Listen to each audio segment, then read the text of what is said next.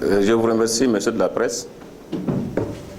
Je souhaite exprimer à travers vos canaux le dégoût et l'indignation de tout le peuple nigérien de la situation politique, socio-économique en berne de notre pays.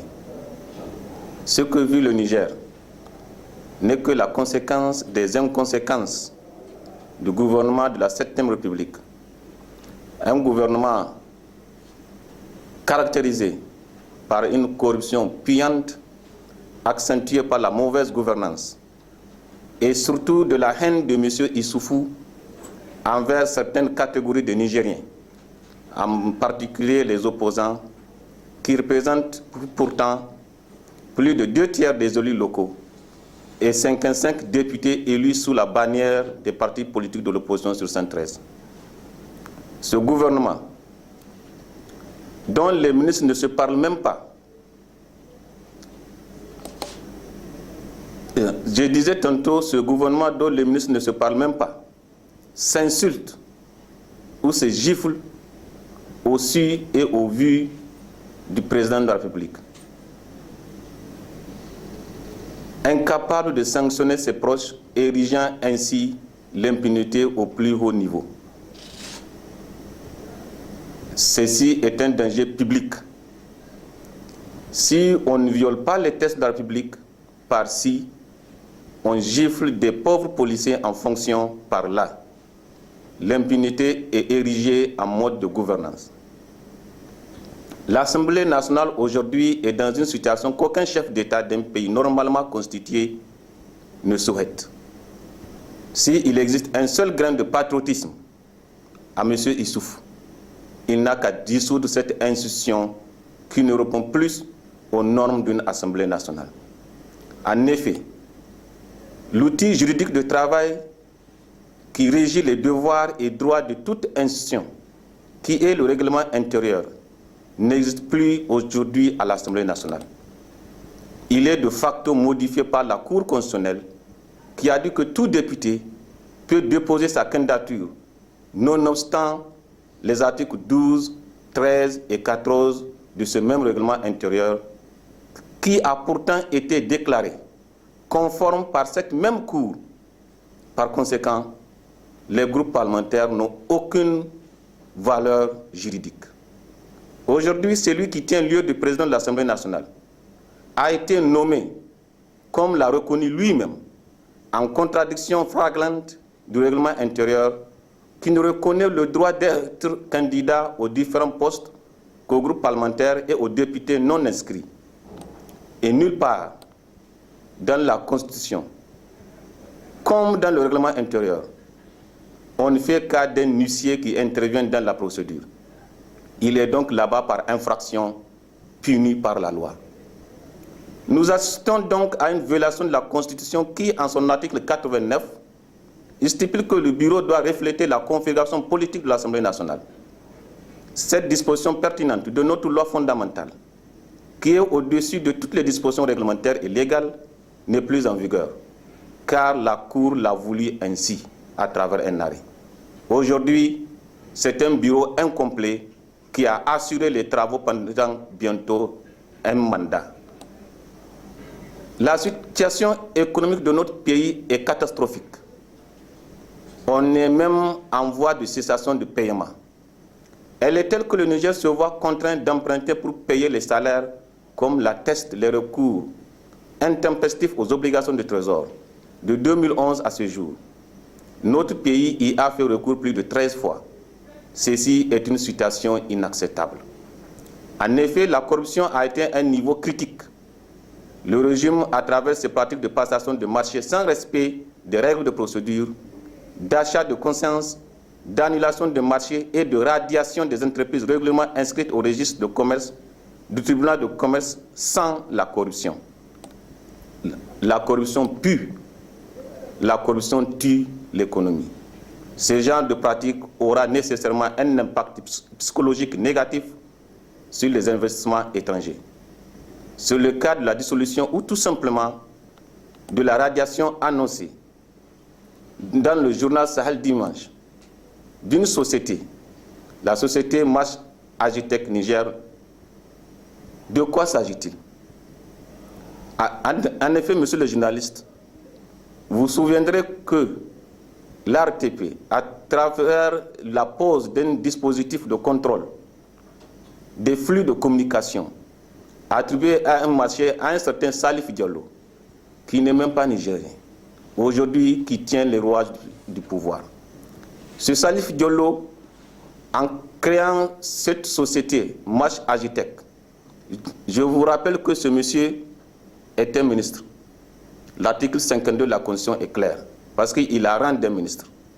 Et il détient de la société 20%, alors qu'un Nigérien, qui a la majorité de la société des actions, les 115%, est aujourd'hui délaissé à lui-même. Ce Nigérien qui a posé ce dispositif de contrôle du flux de marché est aujourd'hui délaissé à lui-même, je disais tantôt, à travers un Camerounais, un certain Daniel Monsieur Écolo. Ce monsieur qui est recherché même par Interpol, Belgique, France, et il est tout le temps interpellé par nos autorités ici, policières, à travers l'Interpol, et toujours relâché par les autorités politiques. Parce que tout simplement, il est ami à Salif Diallo, il est ami à M. Issoufou. C'est à ce monsieur qu'on veut donner cette société, nonobstant les dispositions réglementaires. Sojatech Niger, Match Agitech Niger, je disais, est aujourd'hui radié, annulé dans le registre du commerce. Ce monsieur Écolo, je disais c'est un escroc recherché par l'Interpol. C'est lui à qui on veut donner les 33 milliards déjà mobilisés par le dispositif de contrôle, encaissés dans les fonds de l'État au niveau de la BCEAO. Je vous interroge, j'appelle à tous les Nigériens que cet état de fait doit être stoppé et arrêté. Aussi, on a le droit de se poser la question, comment un marché qui a été attribué dans les conditions que nous savons tous d'ailleurs, avec une domiciliation signée par le ministre des Finances, au profit de la société adjudicatrice dans une banque de la place, se retrouve-t-elle dépossédée du marché sans que celui-ci ne soit résilié et fasse l'objet d'un nouvel appel d'offres? Sous un autre angle, on vous a parlé du projet Gorubanda.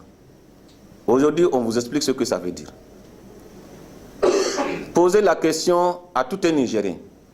Comparez le projet Gorubanda au projet Kandaji, qui a un double intérêt. Produire de l'électricité jusqu'à hauteur de 650 MW et faire encore de l'irrigation pour nourrir les Nigériens. C'est au détriment de ce projet que M. Issoufou a préféré le projet de Gorubanda, qui ne va fournir que de 100 MW. 100 MW, combien ce projet va vendre l'électricité à la Nigélec? Je vous rappelle que la Nigélec nous vend le kilowatt à 119 francs. Et que ce projet, une fois réalisé, va vendre le kilowatt à la Nigélec à 219 francs CFA.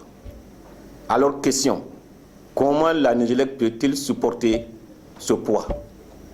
Comment la Nigélec peut-il nous garantir et nous fournir de l'électricité en permanence? À combien la Nigélec va-t-elle nous vendre le kilowatt maintenant? Maintenant, je vous parle de la conclusion du déjeuner de travail de 14 janvier 2015. Vous avez appris que le ministre de l'Intérieur et celui du Plan ont eu des prises de bec à Cotonou. Ce n'est pas un fait de hasard. Il faut se poser la question, qu'est-ce qu'un ministre de l'Intérieur fait dans une situation financière, un contrat, alors que le ministre de Finances était là-bas à Cotonou d'ailleurs. Et même en l'absence du ministre de Finances, le ministre de l'Intérieur ne représente pas le ministre de Finances dans la hiérarchie du gouvernement. J'ai dénoncé ici le rail. Aujourd'hui, Dieu m'a donné raison. Aujourd'hui, les techniciens m'ont donné raison. Monsieur Issoufou veut tout simplement voler le peuple nigérien.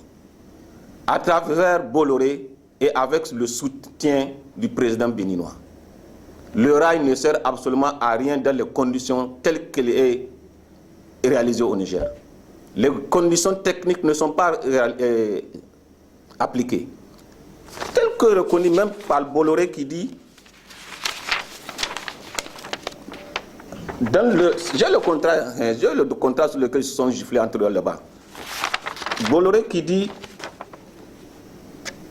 les partis ont retenu le passage progressif de l'écartement métrique à l'écartement standard. Ça veut dire quoi? L'écartement du rail que Bolloré est en train de poser fait exactement 1 mètre, soit 1000 mm. Alors que le standard voulu, imposé par le norme internationale, fait 1400 et quelques millimètres, soit 1 mètre 400 et quelques. Or, Bolloré dit le passage progressif. Ça veut dire quoi? Alors que déjà, il a posé les rails d'écartement à 1 mètre. À quand ce passage progressif? Et qu'est-ce qui va prendre ce passage-là en charge? Ensuite, on se pose la question. Sur le plan sécuritaire, il n'est un secret pour personne que notre armée, jadis reconnue à travers le monde entier par sa bravoure et son courage, est aujourd'hui impressionnée par une armée d'un pays voisin, tant dans son équipement en matériel de guerre que pécuniaire en temps de guerre, et surtout encouragée par la présence permanente au front des fils des dirigeants, pendant que les nôtres font la une des journaux à travers des affaires mafieuses et promptement outrageantes.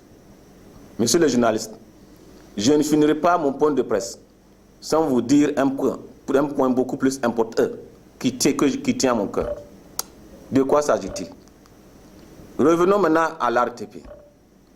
Les 20 milliards que j'ai dénoncés l'année passée ne sont pas encore remboursés jusque-là par l'État du Niger.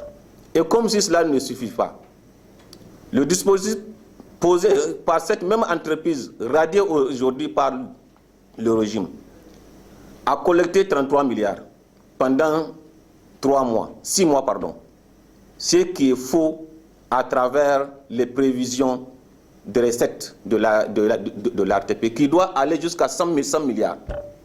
Eux, ils n'ont mobilisé que 33 milliards. Ce qui a amené nos agents de fisc à punir RTL et Orange.